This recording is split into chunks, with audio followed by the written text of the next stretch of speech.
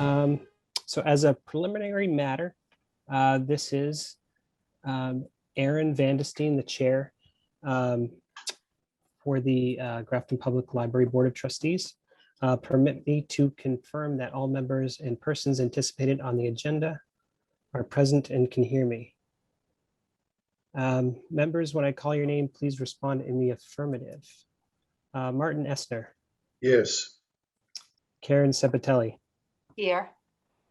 Daniela Sharma. Here. And staff, when I call your name, please respond in the agenda. Beth Galloway. Agenda. Agenda. You said agenda. And the affirmative.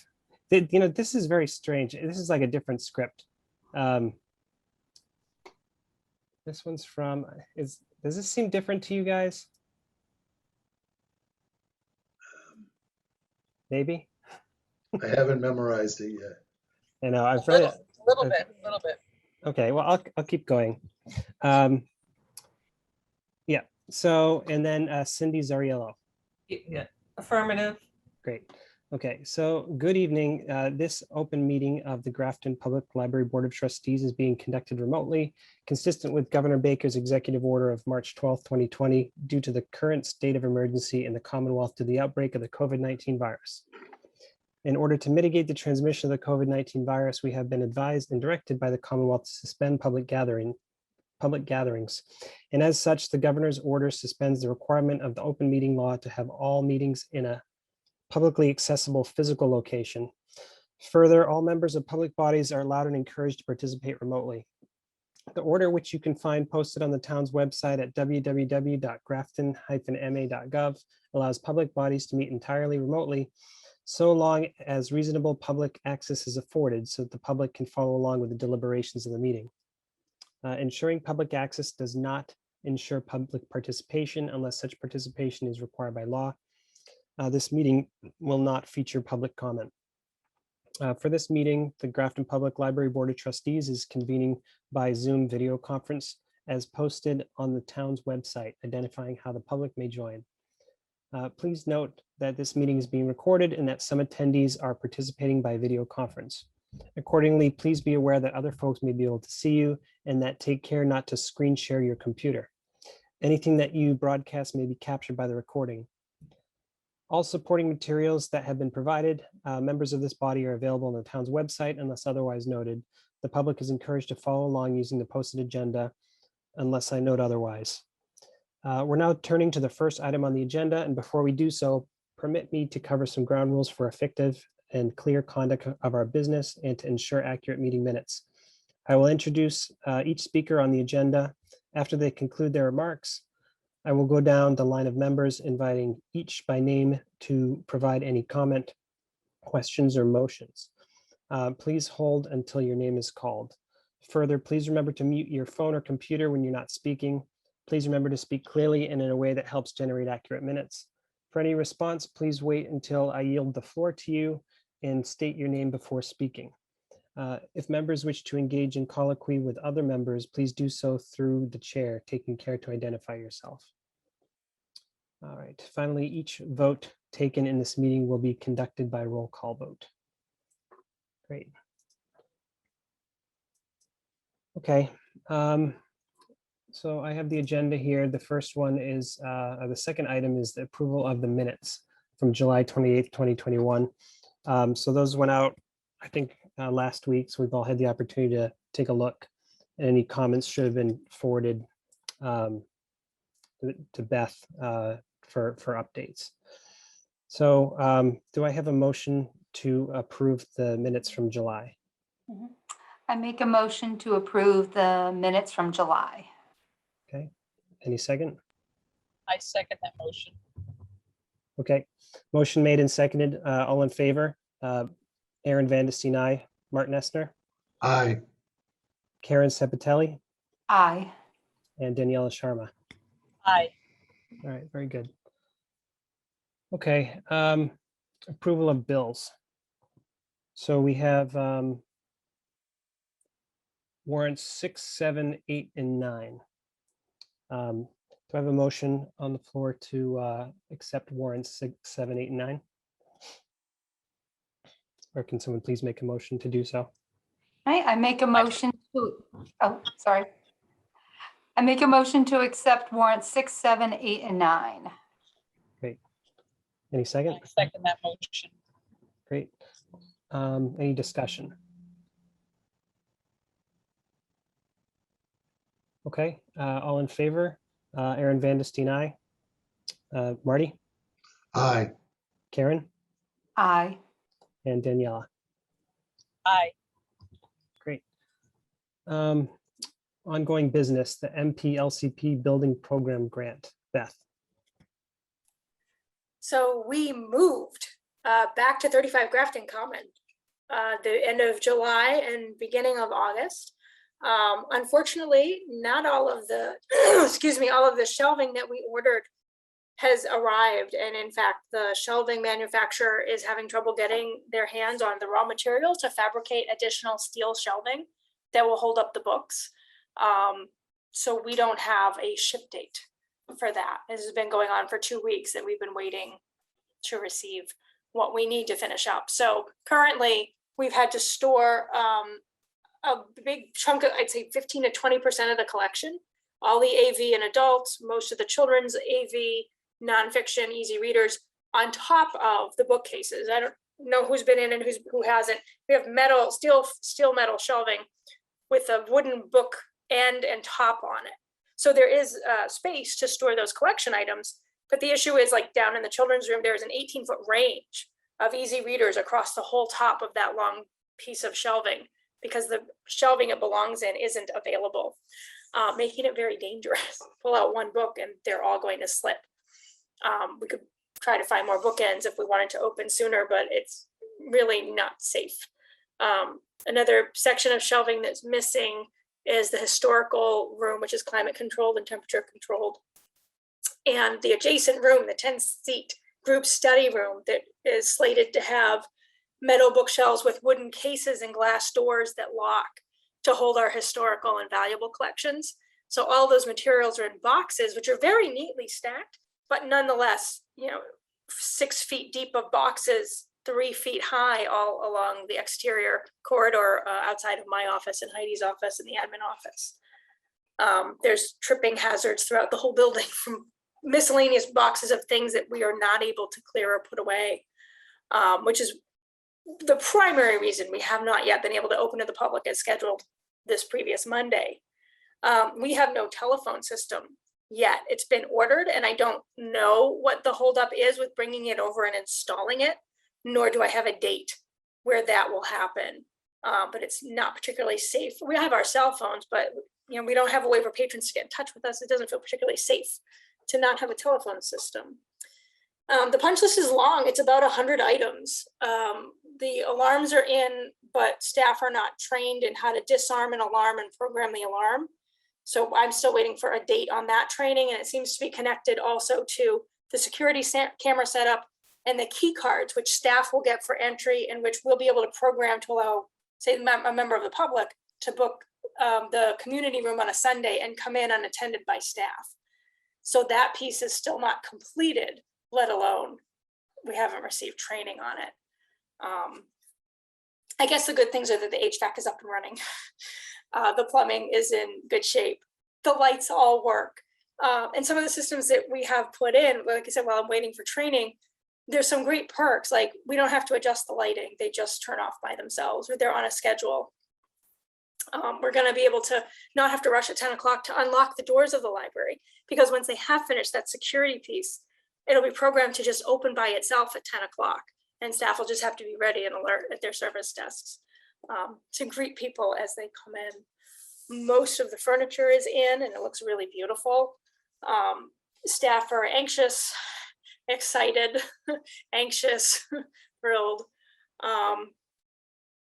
And they have really, I think, been working hard to do as much as they can to get ready to open. And it is an ongoing source of frustration that, like, we're still waiting for electrical to add a couple more outlets and IT to add a couple more plugs, so we can finish setting up staff workstations, so we can set up the security gates, so we can get training on how to manage those gates and get our door count every day. So these are things that were all supposed to be done and taken care of a month ago that still haven't happened. And I don't have a good answer for you for why these things have fallen through the cracks, except to say some of them I have brought forward. But my job is to run the library, not to call vendors and demand schedule training dates and that kind of thing. Andy DeShane has put in a ton of work on this project and made himself available 24/7. And his last day with our project is going to be this Friday. He's working on the common on that project next. I'm sure that he'll be around and available, but he won't be on site day to day. And I'm going to be calling a meeting with the owner's project manager to find out who is the contact, given that CTA has left and turned over keys and I'm in the building. But again, I'm running the library. I need to finish my ARIS report. I need to do interviews. I need to prep to open, and I can't be there for those vendors and troubleshooting some of these problems. So the next couple of weeks will be very interesting. I don't, as of today, have a date for that we can open to the public yet. At our construction meeting on Tuesday, Mark Sullivan, the OPM, said, so what happens if, say, in 3 weeks, we still don't have a ship date for shelving to finish putting all of this stuff away? And I said, I think at that point we need to go, building committee will be meeting on the 13th. We might need to call it a meeting to ask them to fund rental of bookcases on wheels that we can put those collections that are on top of the stacks into, and then put those in meeting rooms so that we can make it safe for patrons. We'll put all of the boxes into meeting rooms and we can make the space available, but I still don't know at that point. We'll not do any meeting room reservations. And I don't know if we'll even have computers available, because IT is still another piece that has to be worked out. So it's great, and it's not. It's kind of like opening Jurassic Park, right?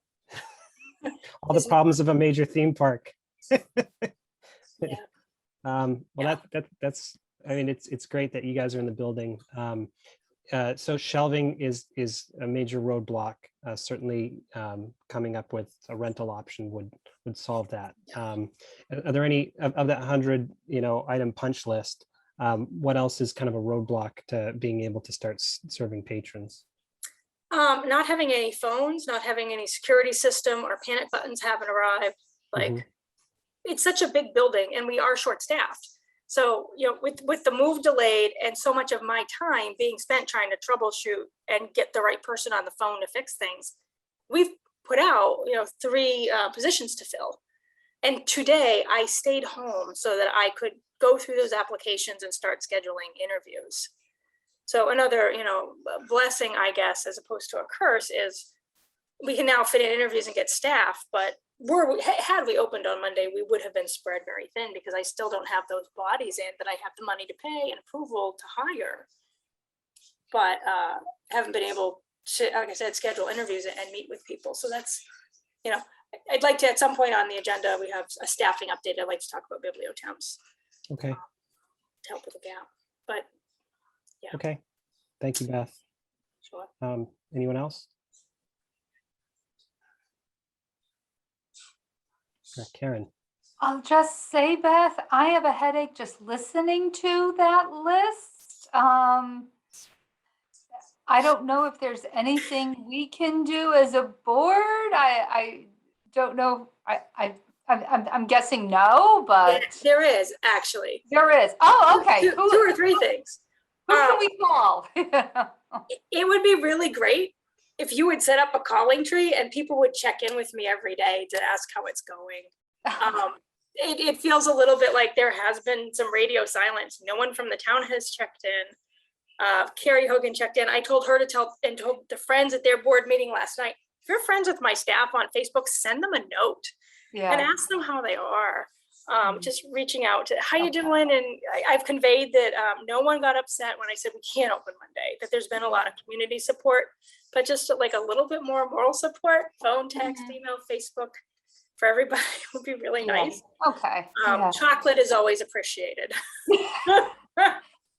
And where should the chocolate be sent to? 35 Grafton Right Common? to my office. No, dropped off in our staff room. There's people there between 9 and 3 or 9 and 4 every day. Oh gosh. All right. Well, A bag of I'm glad apples, oranges. Yes. Food helps. the Friends are going to do a lunch for us in September. Thank you. Anything else, Karen? Marty? I am a little confused. You said Andy is going to be leaving the project shortly, in a few days, I guess. Friday. Who's in charge?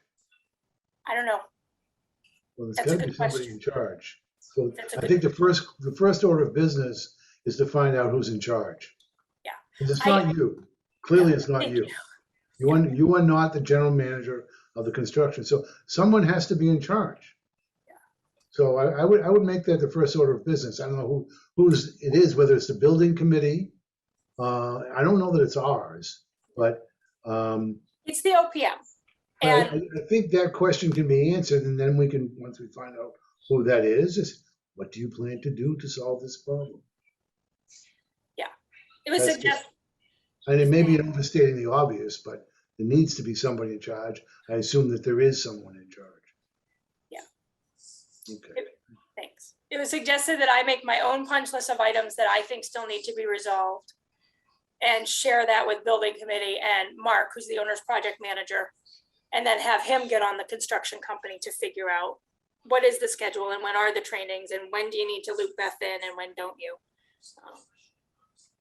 Yeah, like I need to know when the people are coming to work on the building so that we have staff available. Because like last Friday, I said, they're paving, everybody can work from home. There's no reason anybody needs to be here. But then, no one with a key was available if somebody did need to get in, so. Well, that's my point. Yeah. Okay. Thank you, Marty. Any other discussion?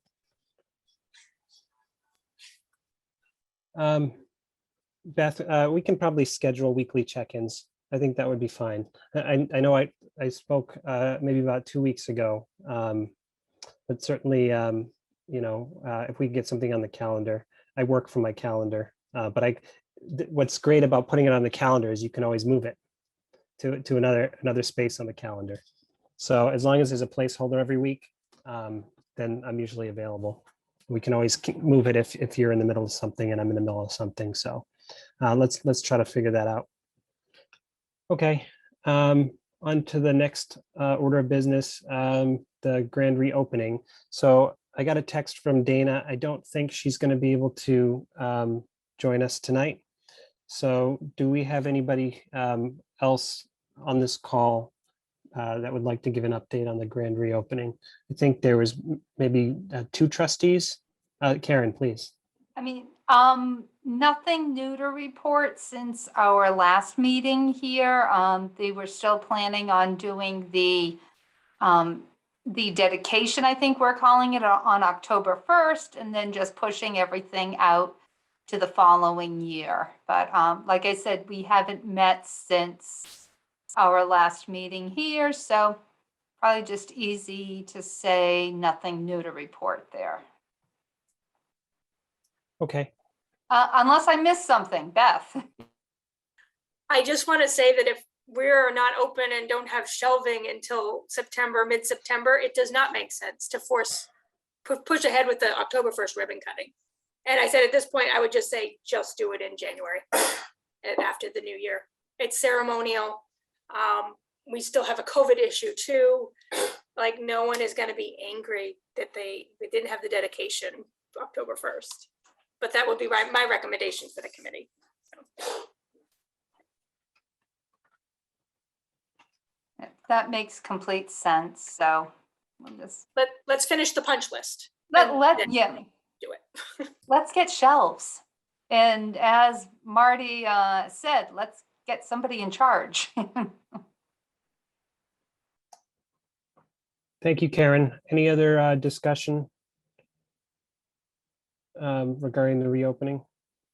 Okay. Fiscal year 2022 budget update, Beth. So the town accountant office sends out a 130-page document once a month with all the departments listed. And then I usually follow up with could you please send me just the library piece? And they've been doing it automatically. Yep. And they did not. So I reached out Monday and I'm still waiting for a copy of our budget. So all I can tell you is we are still well within budget because the fiscal year just started. Yeah, as soon as I get the document, I will send it out. I will ask again tomorrow. Okay, thank you, Beth. Any other questions about the 2022 fiscal year budget? Okay, on to the next item. IT update. You don't need to repeat yourself, but certainly if you just want to give us a quick update. I'll just say that I'm going to be reaching out to the town administrator to get some things resolved. Yeah, okay. Any support from the board that we can put behind you? I'll let you know how the conversation goes. All right, very good. Thanks. Thank you, Beth. So the Capital Public Library Capital Campaign update is the next item. So we don't have Dana or Doug, so I think we're going to have to skip that item. On to the next item, advocacy. I've asked to table it for the moment. I haven't been able to dig up any new sources of ways that we can advocate, but that's my current mission. So at this point, no new updates. Friends membership, an update. Stephanie is the one who generally joins that meeting. Do we know if they met this month? Yeah. Anybody available that would like to give an update in Stephanie's absence?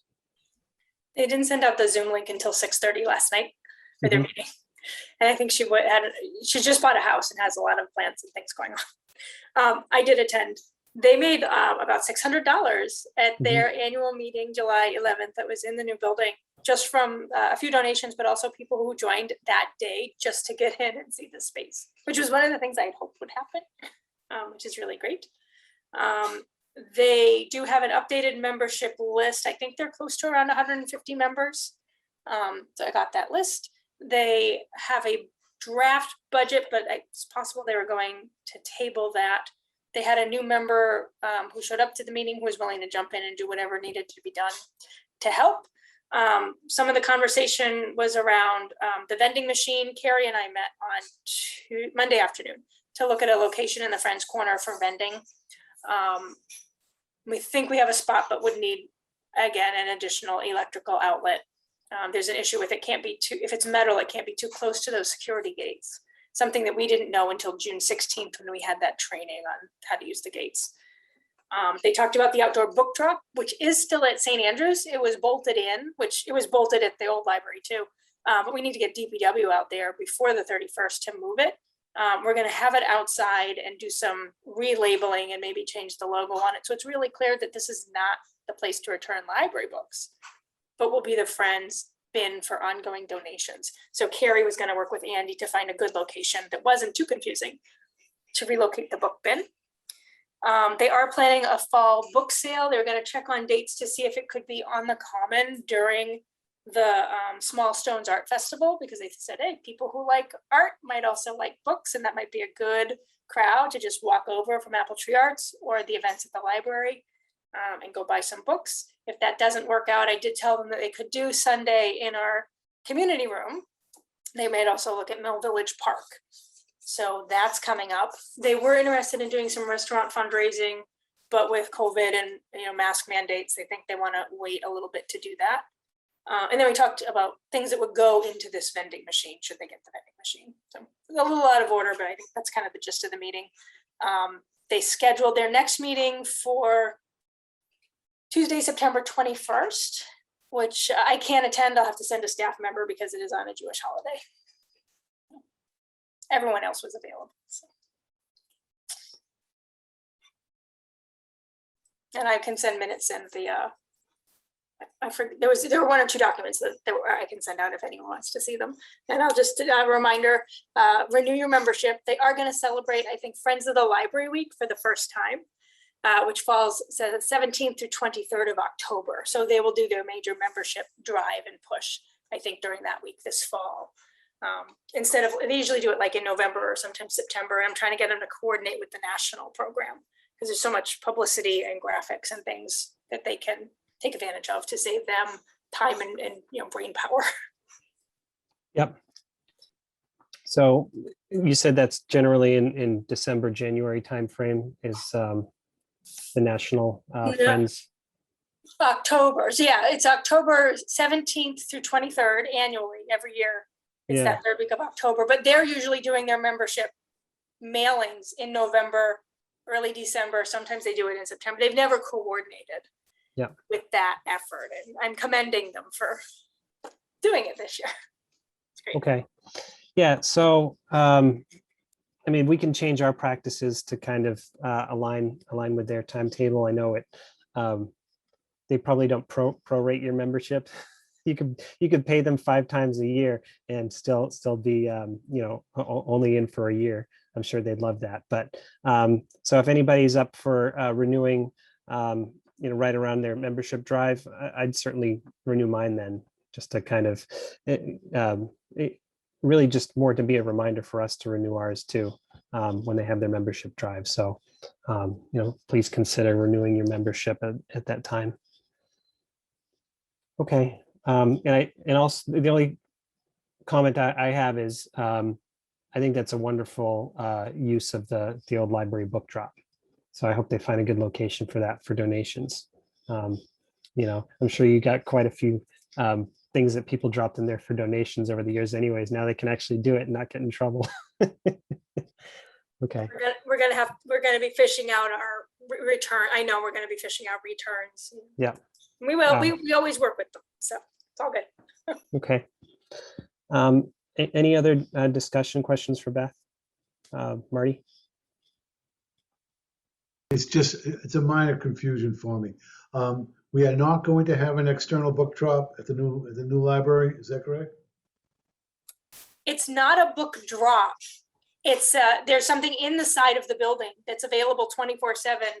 It's automated, so you'll scan. You press a button on the screen, and a little trap door opens, and it sucks in your book, reads the RFID code, checks it in, and gets it off your account immediately, and then goes on a conveyor belt and drops in a little bin for reshelving, and that'll be available 24/7. You can go test it now if you want. Is it? Well, because I got an email that my book is due yesterday, which I couldn't return. Yeah. So we anticipated opening the 23rd, set everything to the 24th, and then didn't open and didn't think, because we really didn't know until like last Wednesday, Thursday, I don't know, that we weren't going to be able to do it. And didn't coordinate with our network, CW Mars, to renew everything till like September 30th. So we're working on that now. You can disregard the notice. Our trustees have said no fines, so there's no fines. Please continue to hold materials. We have 4,000 library items currently out, and while if you drive by and it's on, and it doesn't have an out of service error, you can try it. But we don't want the people with 4,000. We don't want 4,000 items to come back because we don't have any shelving to put the things on. So just hold your stuff. No demerits. Sorry. It's a lot of details in this project, and some have slipped through the cracks, unfortunately. Okay. Any other questions about the Friends update? Great. So building and grounds. Do we need to start our walkabouts again? Probably that's a good idea that the board have 1 or 2 people who do a monthly walkabout. That was always important to make sure that the building is in good condition, things that people who work there might gloss over because they're just going to and from work. So it's always good to have another set of eyes to take a look at things. And certainly with a new building, it can be just as problematic as an older building. We hope not, but it's every new building is growing pains, I'm sure.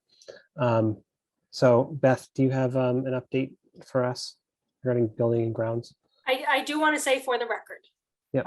Because we've had some complaints that the front lawn of the library looks like an eyesore. because they pulled down the construction fencing, I think Friday the 13th, and people wanted to know why the landscaping wasn't finished. And I just wanted people to know this is a phased project. There's currently a construction vehicle, a digger, I believe, parked on the lawn. We took landscaping out of the project at the very beginning of the project because we knew we could get donor dollars to fund the community garden and patios and the bushes and the trees and all of that. And we have very successfully. But there are things that we couldn't do until the construction was complete, the fencing came down, and the digger gets off the lawn. So it is a shame that there are so many weeds and it looks really ugly. It's dug up. But Andy was able to phase it with the work that they're doing on the common and coordinate it. And in fact, we're going to have granite pavers out front, the circular walkway that match what will be going into the Grafton Common. And like everything else, the world is short-staffed. We're in the middle of a pandemic. Materials are hard to get, and their granite delivery has been delayed. So I think it's granite curbing and brick pavers or bricks in the walkway. Anyway, I want to assure everybody that even though it looks really terrible, we actually can't have DPW just come in and mow it down and take care of it, because technically the town doesn't own that piece of the project right now, and it could have repercussions down the line if they were to go in and even like trim hedges or cut weeds. So it does look not great, but we're not done yet. And I think by mid-October, it'll look a lot different, and people need to be patient and understand that. So just a question about landscaping, because that came to mind. Wasn't there, not landscaping, I'm sorry, like mowing, right? So general maintenance. I thought the town wasn't responsible for that. It's oddly broken up. So DPW has a parks and cemeteries person who does mowing on town property. And usually when they mow Grafton Common, they come over and do the library. And in fact, excuse me, at that first complaint, DPW came and trimmed the hedges enough to make the sidewalk accessible around the building. And they mowed the patch where the old community garden beds were, those raised beds. So that's all kind of neatly trimmed, but there's perimeter weeds. And then we actually have, formal gardens, and had formal gardens at one point that are all weedy, the perimeter along that stone fencing. It's really weedy, and I don't think they can get a mower. Staff or volunteers have always done the weeding of the garden beds. And then usually custodial, whether that was somebody who I asked from the town or my own person, would trim the privet hedge, which at this point is like 8 feet tall and then has things sticking out of it, which makes it hard to see if you're coming in and out of our library driveway. It's not as bad as it was because the drive is a little further down. So it's a combination of people that are working on the building, the grounds of the building at any given time. So I did ask DPW to please, could they just run the mower one more time and trim the hedge? And the response that I got was, yeah, but like, here's why we don't want to touch it. Yep. And Evan said, if you can make that happen, that would really be great. But again, we don't want to subject ourselves to the landscaping company saying you did this thing and you shouldn't have, and now it's all ruined. So when you said that landscaping was kind of taken away from the budget, that wasn't being included in the budget, was there any thought? So there's no decision made about like what kind of grass was going to go on the property, because I know at one point we were looking at the no mow grass kind of stuff, but that was those discussions that just didn't happen because it wasn't part of the budget, right? Well, it did happen a little because HTC had to have some input in it. That might have been even when we were working on the grant. It got pulled out at the same time the staircase and the hand railing and the glass handrail got added as an add-all. So like in between having our OPM and hiring the construction company and finalizing the estimate, landscaping and that staircase, and something, I forget, there were 1 or 2 other things that were pulled out and called add-alls for the project. And then since then, there have been some separate landscaping meetings. I've only been invited to attend one of them.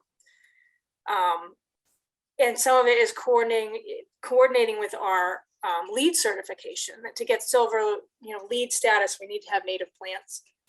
But again, like, I had no say. They picked what they picked. They picked blueberry bushes, which is amazing. There's 116 blueberry bushes. But as far as what kind of grass or what flowers are going in the front, I'm going to be pleasantly surprised and thrilled. Yeah, we will be able to, I think, when they put in the teen patio, they're going to add in beds, and the kids will get to pick from a selection of native or heirloom things to put in the beds on their patio and have some ownership of that. Okay, thank you. Any other questions, comments regarding walkabouts or building and grounds? Okay, thank you, Beth. COVID-19 update, Beth? COVID-19 update is the town has instituted, possibly since our last meeting, a mandatory mask mandate in all municipal buildings, including the library. So we don't currently have the public coming in, but the staff, have been no problem. It has been hard to tell vendors and trustees that when they come in, they need to wear their masks. So yeah, there's no exceptions. Have to wear a mask. Staff feel very uncomfortable telling board members to put on a mask. So I am taking this opportunity to ask all of you who are present, who may not be guilty of such, that you have to wear your mask and it has to cover your face, your nose, and your mouth entirely. You don't take it off to talk. Thank you, Beth. That's a great reminder. Do you have signage posted yet, knowing that you're not officially open? Not yet. Okay, So, for wearing masks. There's one sign because we have vendors coming in. Yeah. But again, like if they're not working near staff, and like we had a guy who was in the elevator who had it on his chin. I was just like, I'm not having that conversation. Yeah. Just staying away from it, whatever. We have determined that we think what we want to do for October is offer outdoor musical programming for kids in that amphitheater, weather permitting. And then in November, if we're gonna decide to offer story time, which we probably will, we'll do it in the community room instead of the children's program room, because we can really spread out. We will keep it short, we'll require masks, we will open the doors to get fresh air in, even if it means we're keeping our coats on. But we think we can return to in-person programming this fall. Yeah. And for adults, like, you just come in and wear a mask, and again, we'll socially distance and provide sanitizer and do a mix of things, some in person and some on Zoom. Feels like a good solution. Can you give us a preview about if you're hiring anybody to do the outdoor musical event? We always go to Apple Tree Arts as our default. We usually contract with them to do one program a month. And I said to Sarah, you have a budget, like you can ask them to do 4 weeks in a row instead of, one a month. And then we usually also hire them in the summer to do things once a week at the local parks. And we didn't even do that this year. So yeah, we usually get Mr. Bill. Sometimes we get Mr. Kim. They're both amazing. So yeah. Great. Yeah. I have no questions. Everything you said makes perfect sense for the current climate right now. Any questions, comments for Beth regarding COVID-19 update? Okay, thank you. So on to new business. The first item I have is trustee board meeting flow. So the reason I bring this up is just to make sure that our board meetings are being as, I don't want to say as efficient as possible. That's not really the goal here, but sometimes the meeting agendas are very long to begin with in some cases. And if we deliberate on certain items for too long, for 20, 30 minutes, then it can make for, a long evening. So I sent a message about this, and the point that I was trying to make, if it wasn't clear, was just if we're going to deliberate, it's best to deliberate if there's something on the table to vote against and deliberate against. To deliberate for 20 or 30 minutes about something that's really not going to have an outcome, with a yes or a no, or a, or even what I would love is if we could just agree to take something offline and have a subcommittee and have somebody come back to the board with more information. I feel that if we keep our discussions, really centered on, thinking about what we want the outcome of the discussion to be. Is it, really a motion that needs to be generated that we can either say yes or no. But that was kind of the last meeting. I'll be frank, was quite long, and I don't think they need to be that long. I think all the discussion was good, but I think on a couple of items, we didn't really get to a resolution or conclusion. So I think deliberating without resolution or conclusion or any action items isn't really fruitful discussion. So I'll certainly open the floor to anybody who'd like to either agree or disagree and deliberate, I guess. I know I'm breaking my own rule, but that's just kind of the point I wanted to get across.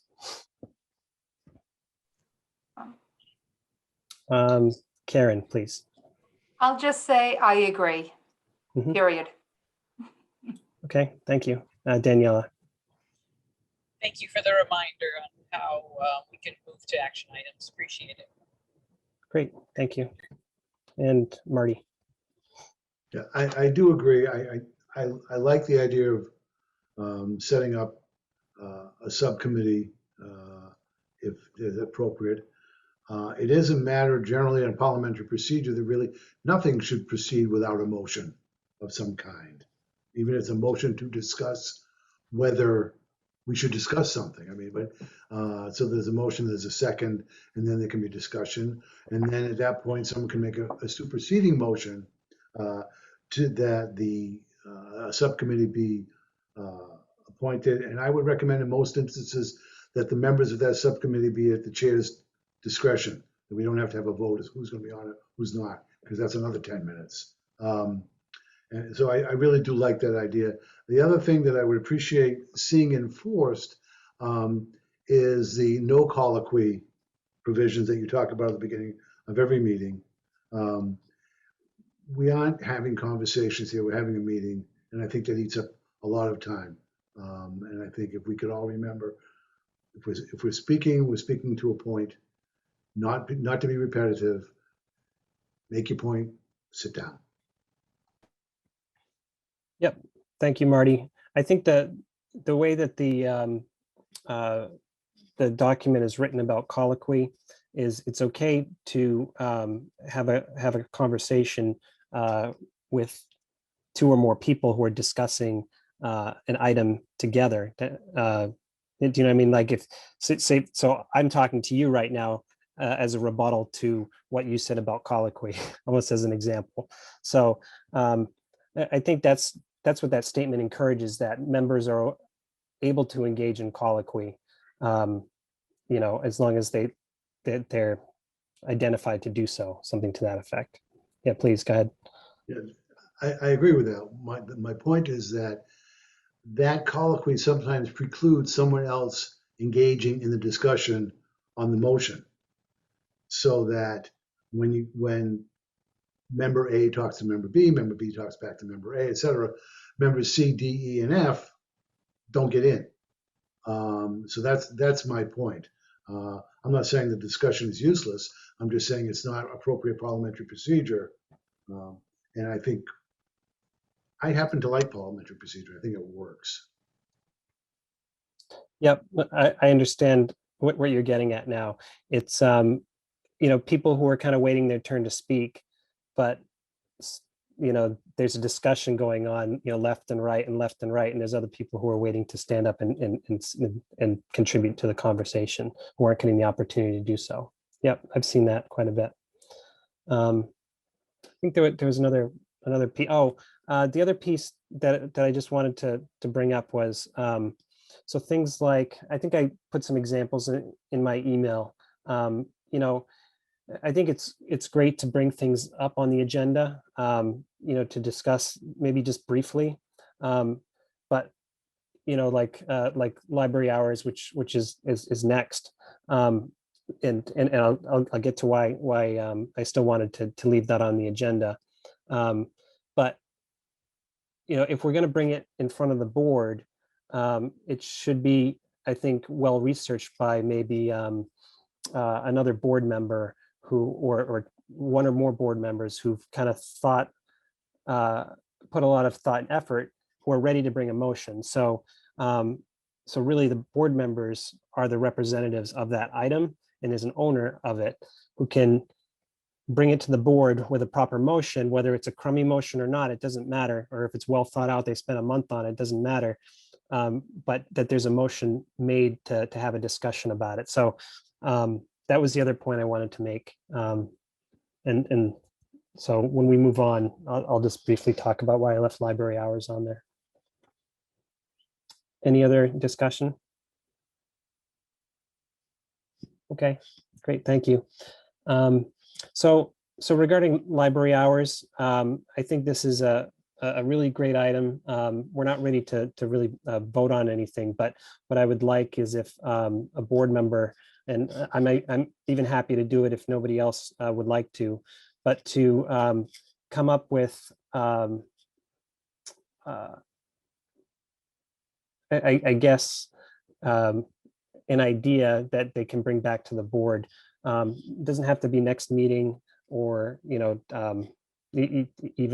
before the end of the year, but something where we can come to the board with, hey, we've looked into this, we think this is a solid plan, we've checked in with Beth and the staff, and they feel like this would work, and we've polled the community, and the community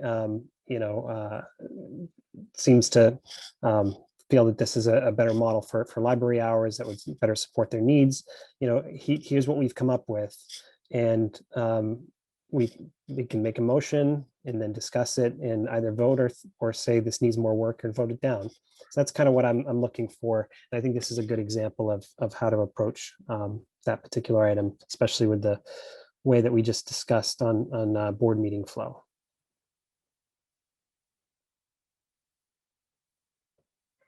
Any questions, comments, rebuttals? And I can, I'd like to start doing some of the research on that and see what I can come up with. I thought the last time, we did have a lot of good discussions on it. We had a lot of discussions on it. So, yeah, see what I can come up with. Great. And I'd love to support you on that. So if you need anybody to bounce ideas off of, please include me in those deliberations. Yep. Great. Thank you, Karen. Thanks. Okay. Any other discussion about library hours? So the next item is a teen advisor to the board, which is currently tabled for the moment. And a diversity, equity, inclusion statement is also tabled. So with no further discussion or comments, I'll move on to policy review. I got some feedback before the meeting that we still have a quorum, but we may be doing the public a disservice if we don't have enough people voting on some of these policies. So I'll start the discussion, but by just saying that. So, I've had the opportunity to review them, and I'm ready to vote on them. But certainly, if we as a board feel that we want to have a special meeting where we can have more board members, we can decide to do that, or we can decide to proceed. So I'll hear any motions if you guys would like to table this for another special meeting or proceed. Go ahead, Karen. Sorry. Just a question. I just don't remember exactly who was on the policy review committee. Stephanie is, and Danielle. Yep. Stephanie. All right. So one of the people who was not here was on that committee, but the other two were not. All right. I guess, could I ask a question of Beth? Would it be doing the library any disservice if these were not voted on tonight? So these have been sent out multiple times. Right. I mean, Yeah.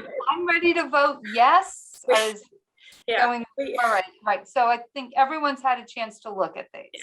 I would say that although the notary policy, the tutoring policy, and the exam proctoring policy are new, Stephanie and I did, like I set them out, Stephanie and I made a couple small tweaks after we met on Monday night. And I think those are good to go, and they will be helpful for when we open to the public. I still don't even love the meeting room policy, but it's been written, directed by feedback from friends, from Capital Campaign, and from trustees.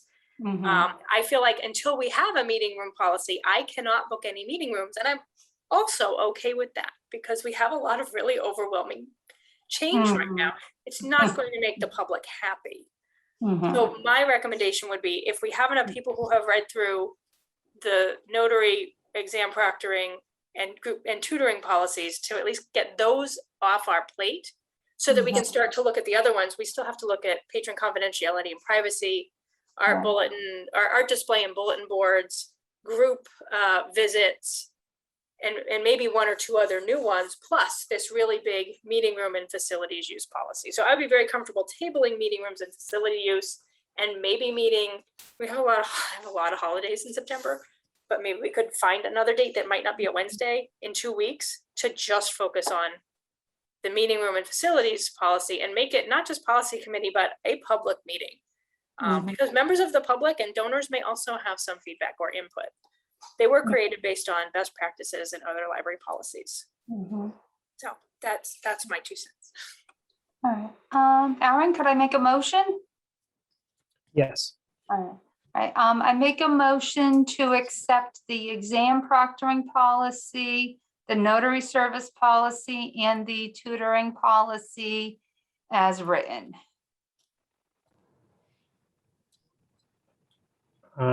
Any second? And I would second that motion. Okay, any discussion?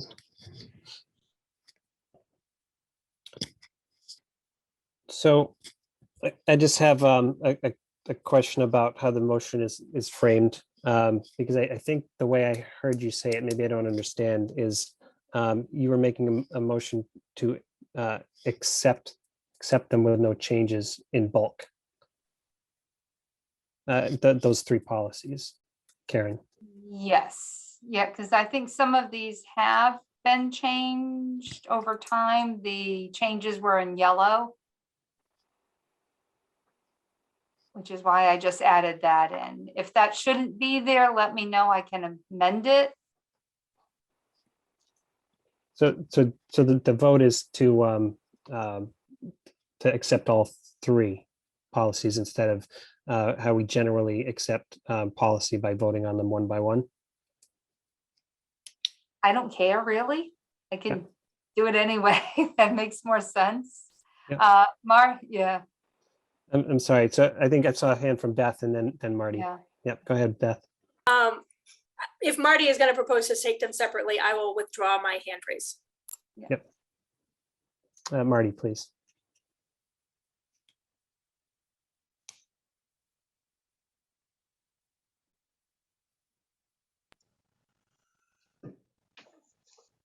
I move that we accept the notary policy.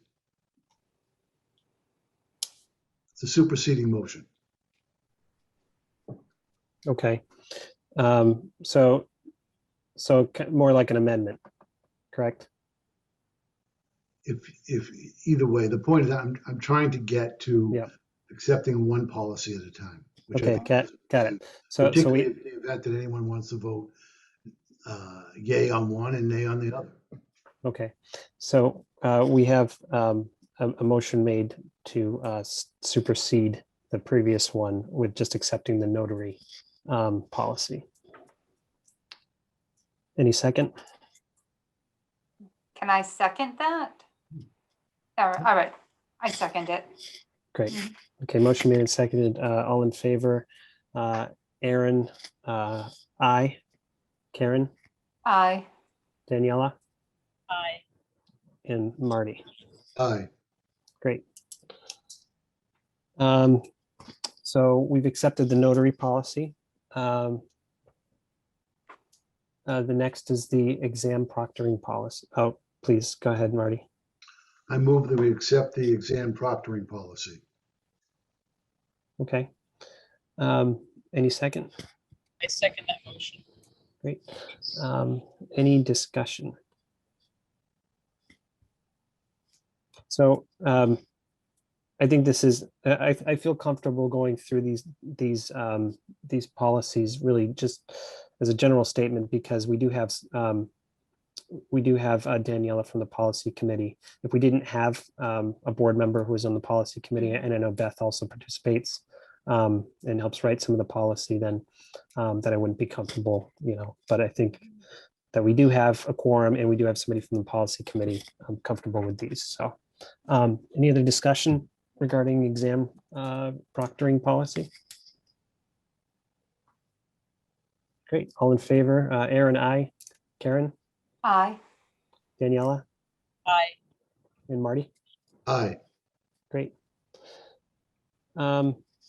Should I be saying all in favor? Because if you say nay, does that mean you're in favor? Or does that, you're just saying you're not in favor? Does that work? You're asking whether people are all, when you say all in favor of the motion, Yes. that's what it means. So the motion is to accept the policy. So Yeah. all in favor are accepting the policy or not. Right. So if they said nay, is it an appropriate statement to say all in favor and you say nay, means you're not in favor, I guess, right? Yeah. Yeah. I think if not, if you went around the room and not everybody said yay or they abstained, then the next would be all opposed. Oh, got Yeah. it. Thank you. We need to look at Roger's Rules of Order. Mm. That's Roberts. a good point. That's I prefer Roger's. it's a thesaurus. Great. On to tutoring policy. I have a motion to accept the tutoring policy. Marty, please.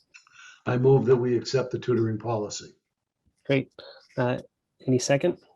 And I second that motion. Okay, motion made and seconded. All in favor of accepting the tutoring policy? Oh, sorry, any discussion?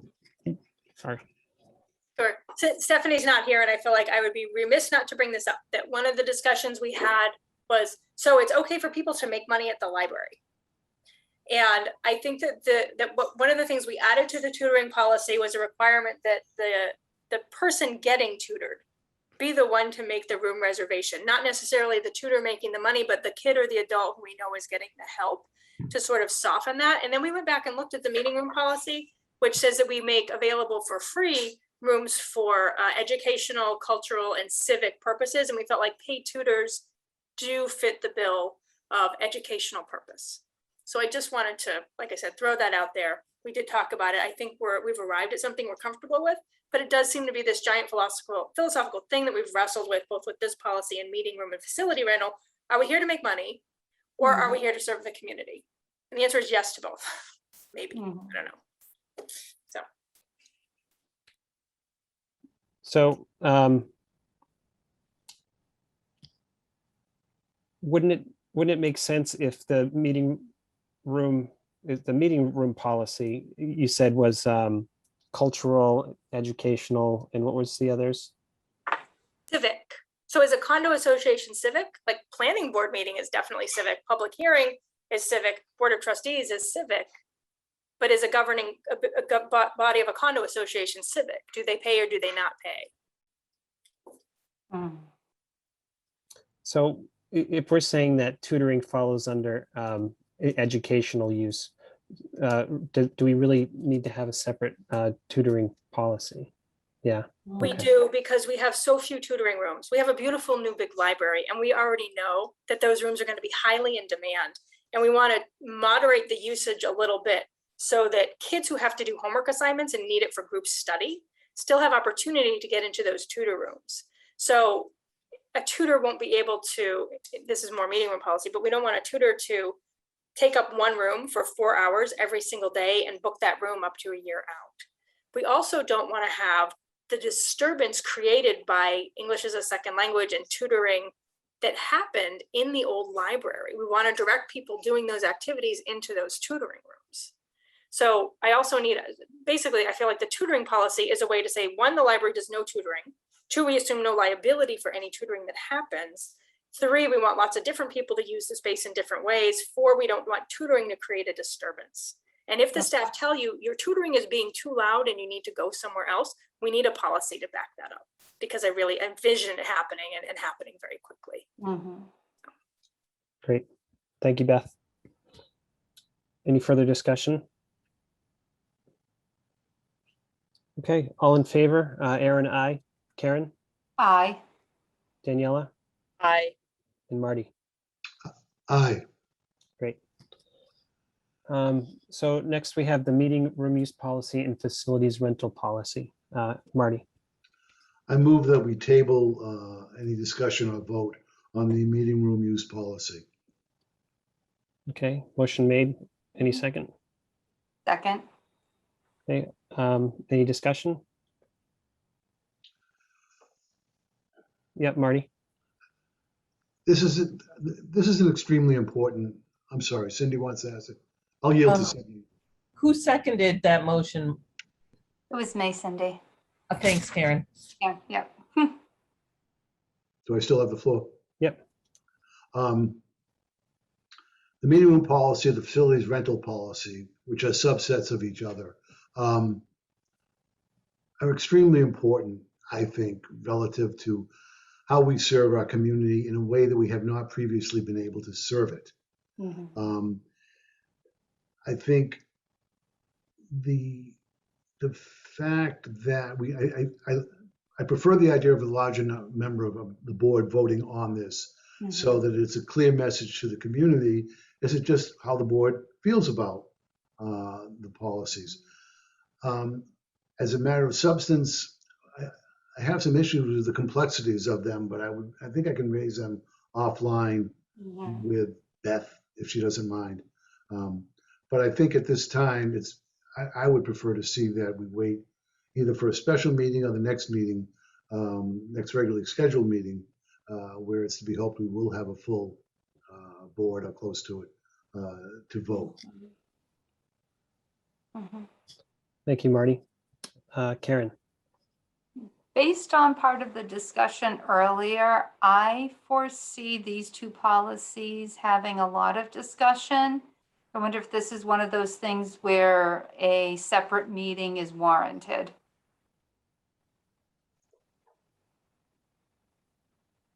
Just throwing that out there. I'm not sure if anyone else in the community would care to attend and things like that. I don't know what the interest is. Yeah.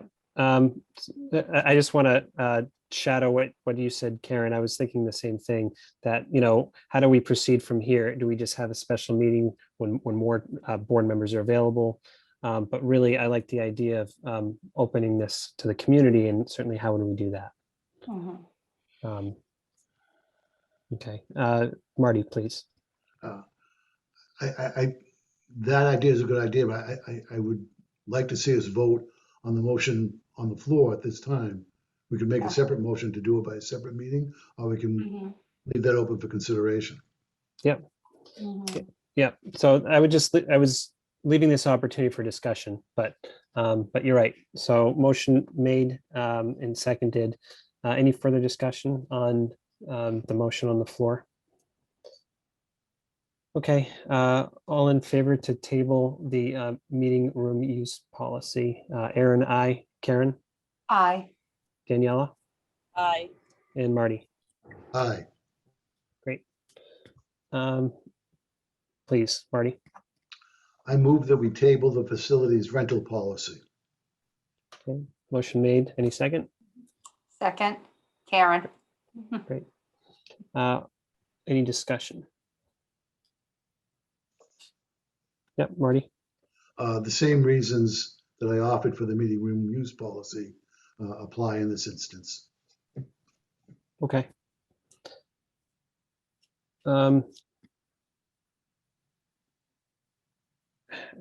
How should we discuss how to proceed with these two? We can discuss after I guess we vote on the motion on the floor. Yeah, why don't we just do that then? So motion made and seconded. Any further discussion regarding tabling the facilities rental policy? Okay, all in favor, Aaron, aye. Karen, Aye. Daniela, Aye. Marty? Aye. Great. So Marty, please go ahead. Just in response to your question, Yes. I think a member of the board could presently make a motion as to how we address it. Yep. Or in light of an earlier discussion, you might consider appointing a subgroup to consider how we deal with that. Those are two options I can think of off the top of my head. Yep.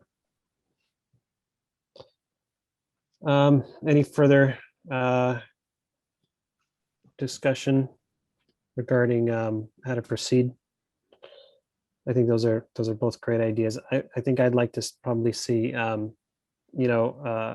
board member take ownership of how to proceed. It doesn't have to be somebody from the policy committee, but maybe it makes sense. So, and I'm not putting Daniela on the spot because you're the only one that's here tonight from the policy committee besides Beth. But what are your thoughts? No, I can make that motion to suggest we call a special meeting for the meeting room and rental policy. Okay, great. So I think I heard the motion correctly was to create a special meeting for the meeting room use and facilities rental policy, correct? Yes. Great. Okay, any second? A second. Okay, all in favor, Aaron, aye. Karen? Aye. Discussion, please. Oh, discussion, please. Yep. I'm not certain that that's what you asked for, Aaron. I thought you were looking for someone to take ownership of the process. Did I hear you right? Yes. So what I'm looking for is someone to take it offline on how we proceed. Polling the community and having a special meeting, inviting the community. I don't know how that might even pan out. Do we post them online in advance of a meeting that we also post and say, please come or please send your feedback prior to the meeting, to a trustee representative, and come to our meeting and help us, make sure that these policies meet the needs of the community. I don't know. Those are just some thoughts, but.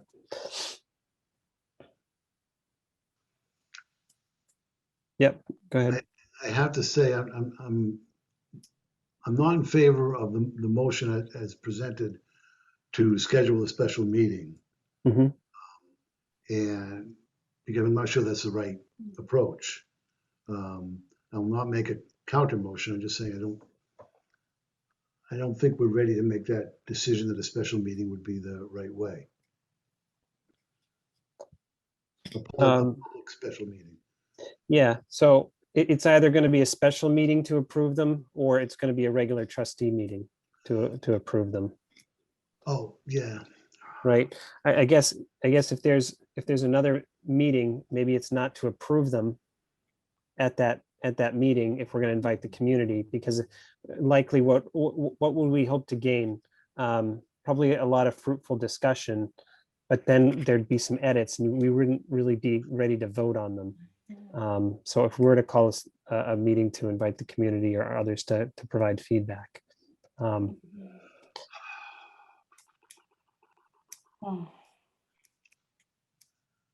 I'm still thinking.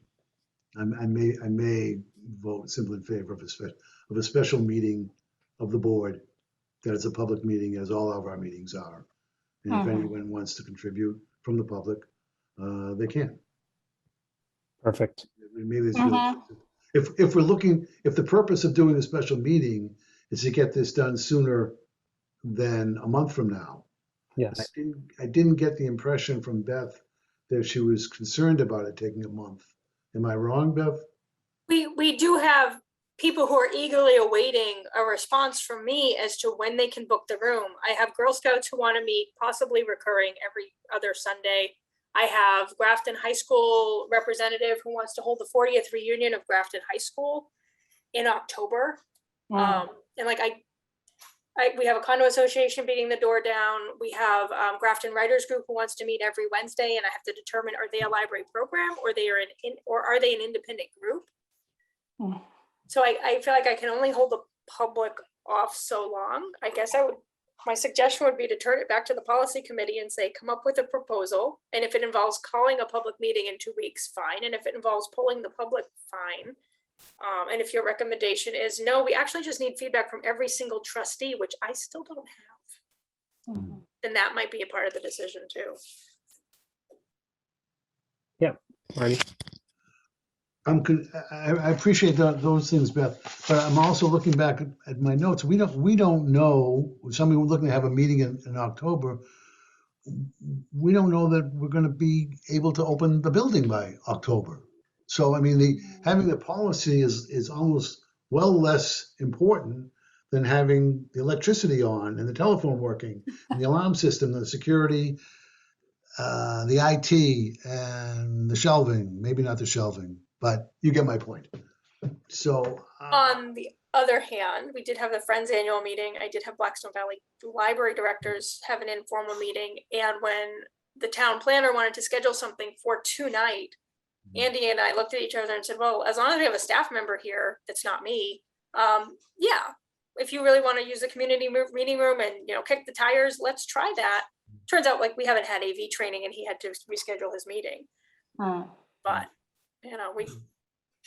even not open to the public, it could be that we could make space available if we wanted to. I mean, I'm fine with continuing to say no.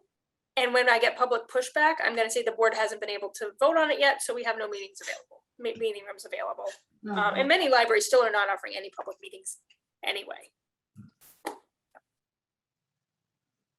Aaron? Who? Yes, Marty, please. Yeah. I think you're down here. I'm in a different place. I'm up here in my side. But you were pointing to Daniela. There you go. I move that the question be called, meaning that we take our vote on the present motion.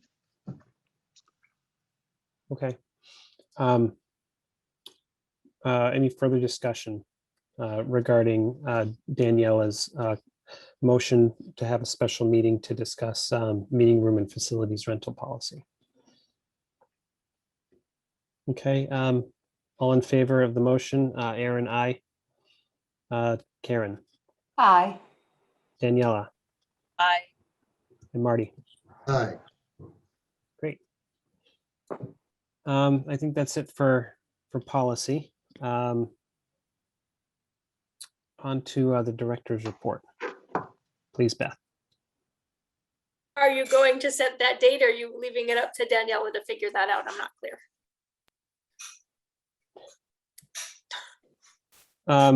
I can work with the policy committee. I'll take ownership of setting up a special meeting. I think that's my role as the chair. So no problem. Thank you. Yep. Director's report. Somewhere I have stats that I'd be happy to share.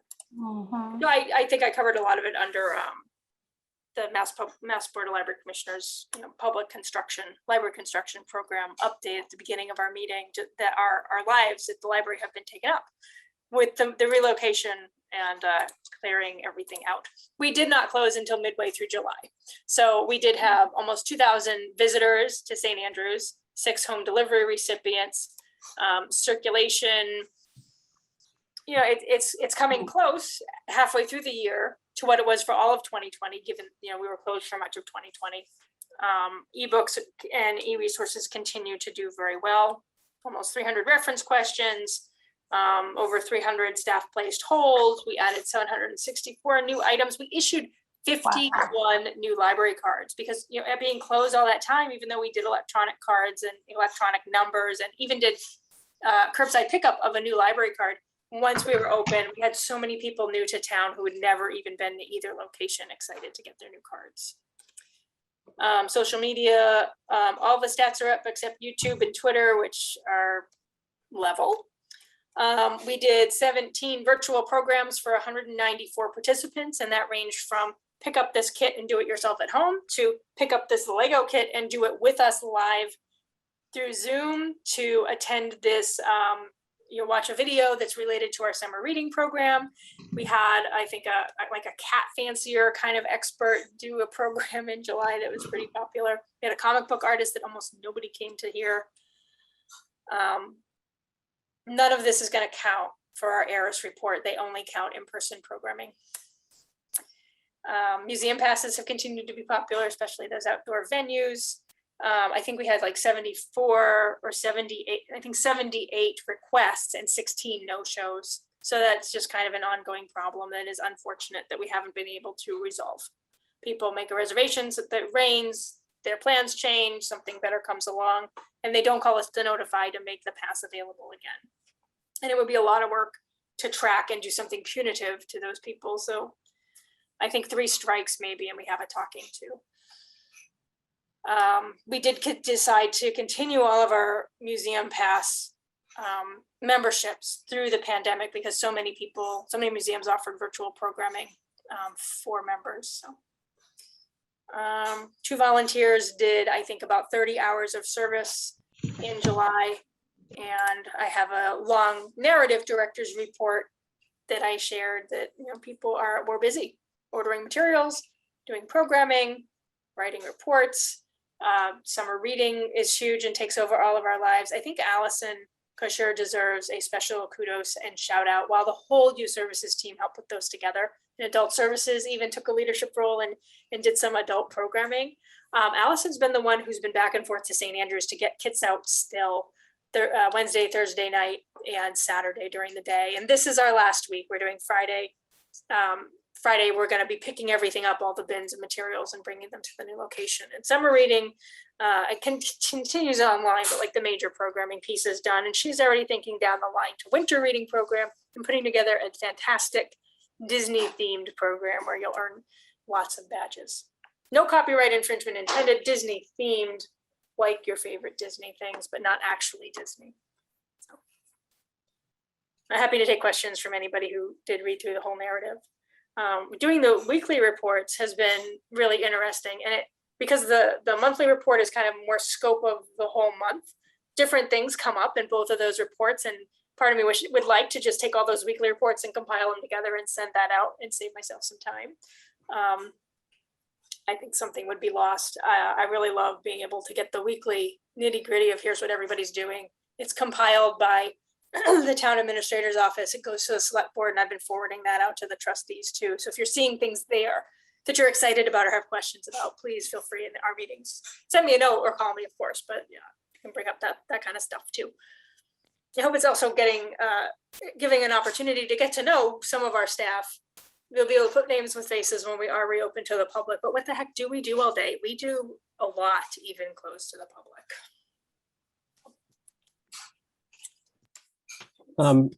I do want to say that to echo the kudos to Allison. Those were really fantastic programs, the Lego builds, and I'm sure a lot of effort did go in to just get the kits in people's hands. I mean, it almost seemed rather effortless for the community, which is kind of what you want, right?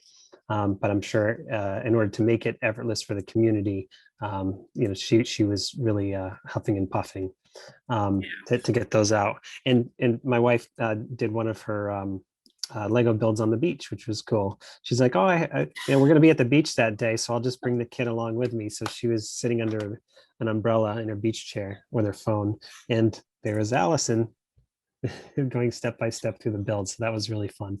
Yeah, we love the Lego idea. The public loves it, but we had a major issue with, we put things out on the porch, but the building wasn't staffed. People's names were on those kits. And at one point, somebody came and scooped up all of the kits, and they hadn't registered Wow. for the program. Like, you have to register and then go and pick up the kit in your name. Luckily, everything got returned and I believe redistributed. But just, you know, it was challenging.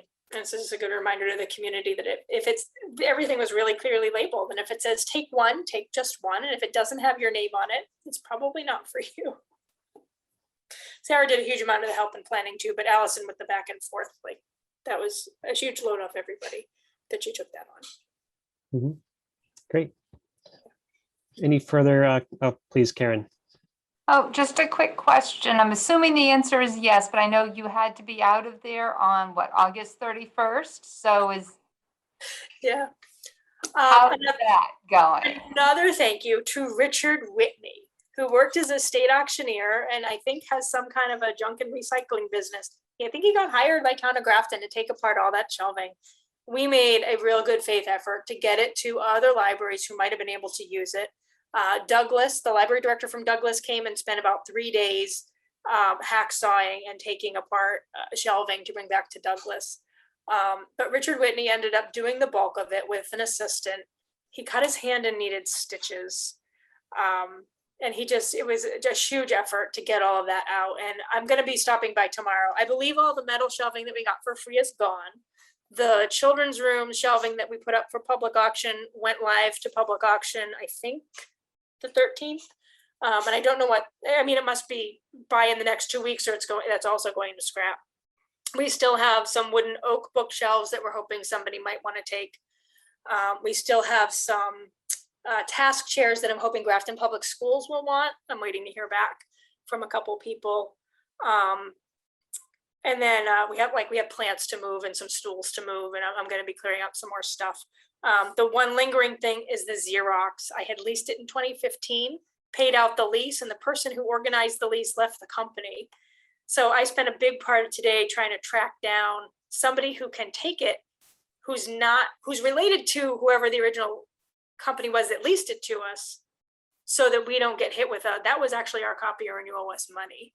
And I've had some help from the Mass Higher Ed Consortium connecting me with the right person. It is actually a Xerox lease, and they're getting me in touch with somebody at Xerox. And if they're not able to pick it up by Tuesday, we'll just get moved to St. Andrews until they can come and get it. So we will be out. We'll be out in time to vacuum and paint and do what we need to do, and move the rest of our items, I think, by Friday. It's in good shape.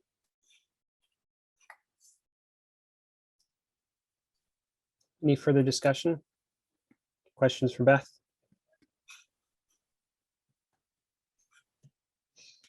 Very good. Sorry, I lost my agenda. Where are we? Staff might be next. I have yes. a staff issue. Yes, please. Yeah. So several months ago, I think at least 3 months ago, Doug Bowman had suggested that we could use state aid money to hire bibliotemps in the interim of filling the staff vacancies. And I would like to do that, but I would like to know what the budget is. It'll probably take me a week to talk to bibliotemps to find out. I mean, I have their rate sheet. The hard thing is it's a temping agency, so they increase the salary and they get a 40% like above and beyond cut for hiring, vetting, placing, managing the payroll. I don't know if they provide insurance or not to the temp staff, but it is something that the trustees have covered in the past. And there was an offer on the table to do it. It would take me about 2 weeks to get a bibliotemp in place, and I feel like I have that time. And generally, from posting a position to having a person at the desk is at least 3 months. And I've been delayed in the process where I couldn't even get the time to read through applications until today and start scheduling interviews.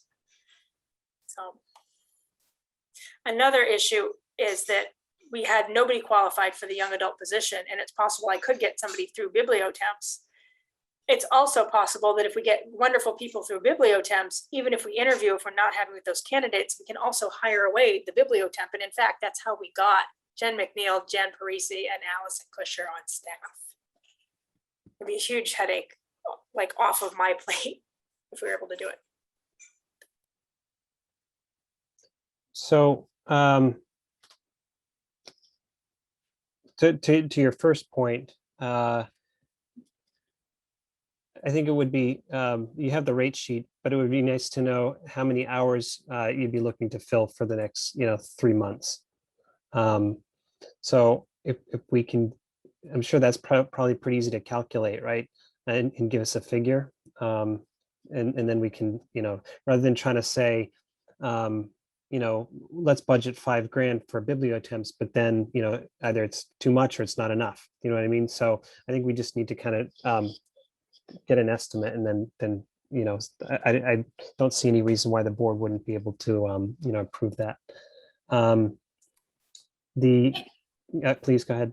If we're gonna meet in 2 weeks anyway to talk about meeting room policy, Yeah. that could be a second item on the agenda, because that would also give me time to make sure Evan is willing to sign the contract. But I feel like I can't go to him unless I can say it's not gonna cost the town money. I have trustee support and trustee budget to at least fill out the application, sign the agreement, and see who they send me without it. That doesn't cost anything.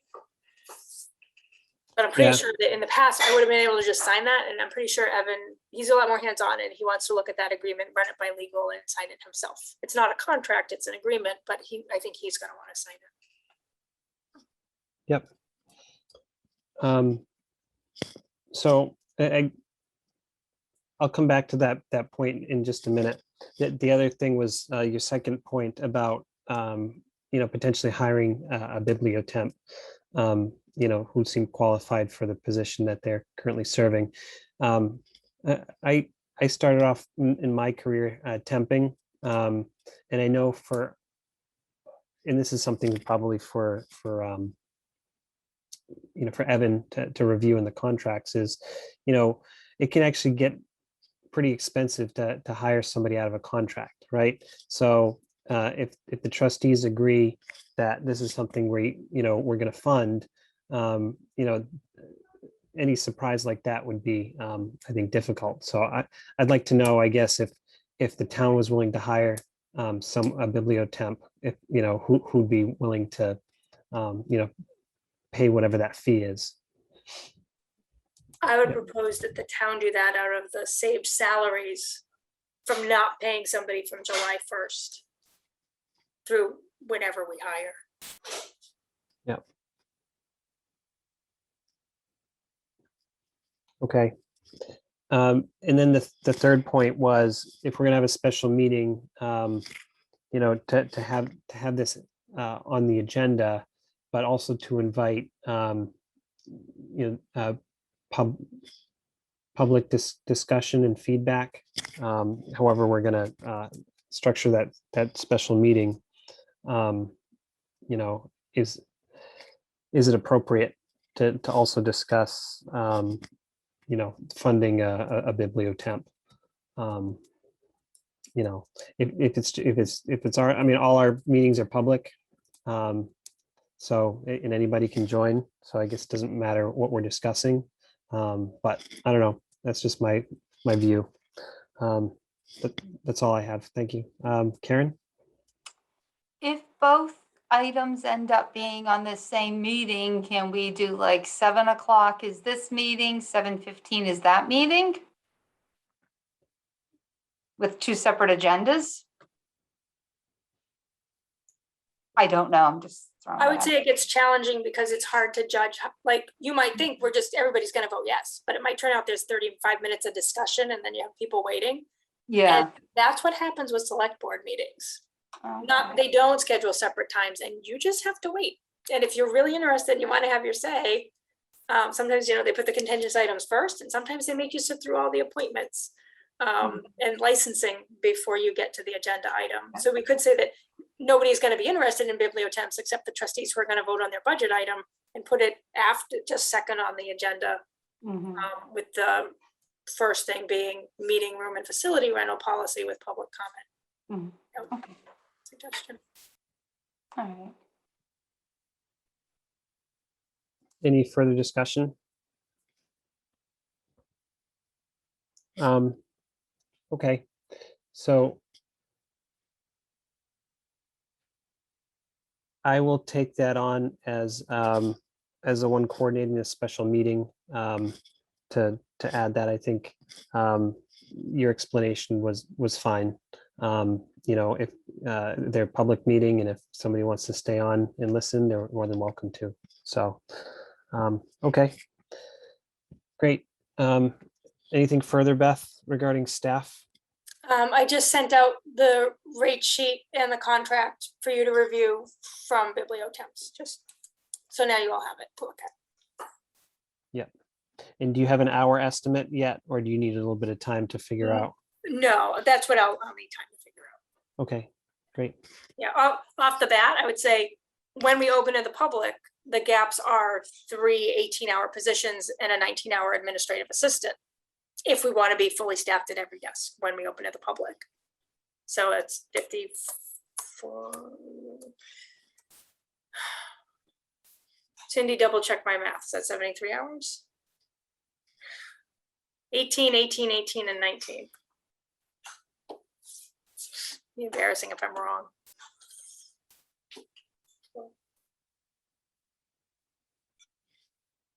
$73 hours. But the positions are 2 at $18.36 an hour and 2 at $22.45 an hour. And that's per week. That may not be Bibliotemps rate. That's what we posted. Yeah. And that's 73 hours per week for about 3 months. Not necessarily for 3 months. I mean, if I can get interviews done in the next 2 weeks and make a recommendation to select board, then it could only be for 6 weeks. But like for the team position, we're going to have to repost. We've got 2 candidates. One was a high schooler and the other was a new college graduate who did not have a master's in library science or any teen experience. So.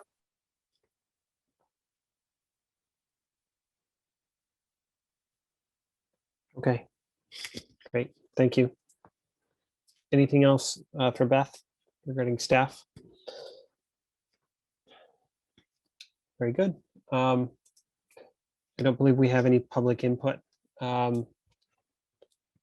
So the next item is just denotes our next meeting, which is Wednesday, September 22nd at 7 p.m. Karen, please. Just to let you know, I won't be able to attend that meeting, so. Yep. I'm down one. Okay.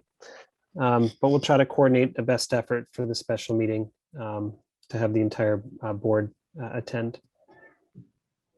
Marty? With respect to that special meeting, if it is 2 weeks, that's the 8th, that's fine. If it gets moved to 3 weeks, the 15th, I will not be able to attend. Yeah, Beth already said Wednesdays aren't great, so we'll probably have to look at another night. Oh, all right, well, then I have So- some flexibility, I'm sure. Yep. And certainly, just for everybody's edification on the board here, we do have a remote meeting policy. We're meeting remotely, but we do have the ability to call in if there's circumstances where you can't get on a Zoom call, but we do have a policy where people can dial in and participate by the phone. So I'm just reiterating that for all of our information. So if there's a time where everybody can't be present, but they can have access to a phone, great, they can listen in and vote. So we do have that ability to do so. Okay. Do I have a motion to adjourn? Marty? I move that we adjourn. Okay, any second? I second. Great, all in favor? Aaron, aye. Karen, Aye. Marty, Aye. and Daniela. Aye. Great. This meeting is adjourned. Thank you, everyone.